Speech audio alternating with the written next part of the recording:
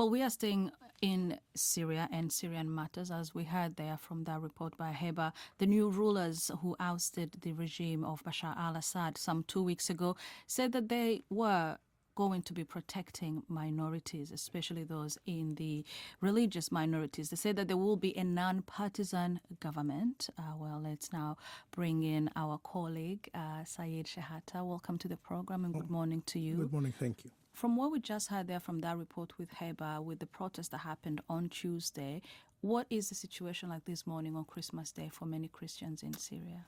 I still talking with some Christian, and I know some people there. They still concerned and fears, even with all the assurances of Ahmad al-Sharaa, the leader of the Hayat Tahrir al-Sham HTS, that will be protected minorities. But they said it's only talking, not on the ground, because like not only this incident, and this incident shows there is some radical groups within and supported Hayat Tahrir al-Sham when they topple Bashar al-Assad coming from abroad. And these guys, the reporting said they coming from Uzbekistan, and there is some other people from Shishan and other places. So it's a big concern for the Christian, and the Christian calling, and even other Syrians calling for these foreigners, foreign fighters to leave the country because they are affecting the stability of the country.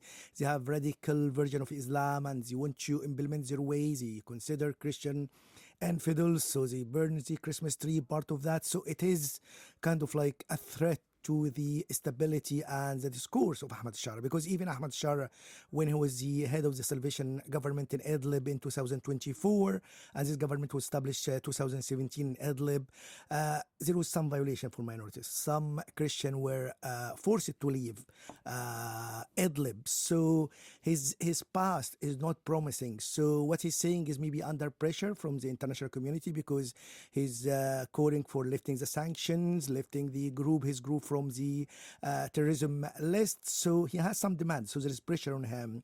And these are the Islamists. Usually when they are weak, they have a tolerant discourse, but when they are in power, strong, they exclude everyone. We saw the Muslim Brotherhood in Egypt, other places. So any political Islam movement, when they come into power, they exclude everyone. And this is a concern. So the challenge and the test will be writing the constitution, the real transitional government, which is set in the 2254 Security Council resolution, which draws a roadmap for the Syrian future.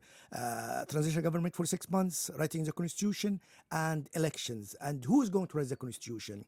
And the national dialogue or national conference Ahmad al-Sharaa calling for. So all of that will add to the picture. Will he is serious? Will be tactical move? Will he turn these foreign fighters outside Syria because they are a threat? But because he supported him all the way to topple Assad regimes, they were helping him. So it's very hard to imagine that he will expel them out. And there is talks about to give them the Syrian nationality.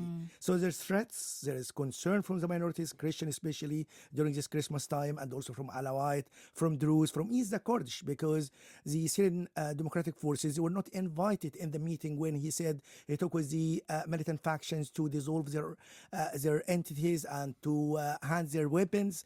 So there is some groups are excluded, and there is a problems between these Syrian Democratic Forces, the Syrian National Army, which is supported by Turkey and supporting HTS. So there's a complex of the map there, and I think it will be difficult for him to put all of them together. So it needs international community to help and to put pressure. So without that, I think it would be difficult for him to do that. Even he has a moderate discourse. He has hardliners who give him hard time when he was in Idlib, because he makes some festivals to show like he is more or less with the minorities, with like modern stuff. He's not like very conservative, but there was hardliners against that. So there is a challenge from within his group, let alone the other groups. Yeah, so absolutely so much to pick up on, not only just for the religious minorities, but also, I guess, the security of the country, infrastructure, economy, and all of that. Well, Syed, thank you so much for taking the time and coming and being with us. Our colleague Syed Shehata there.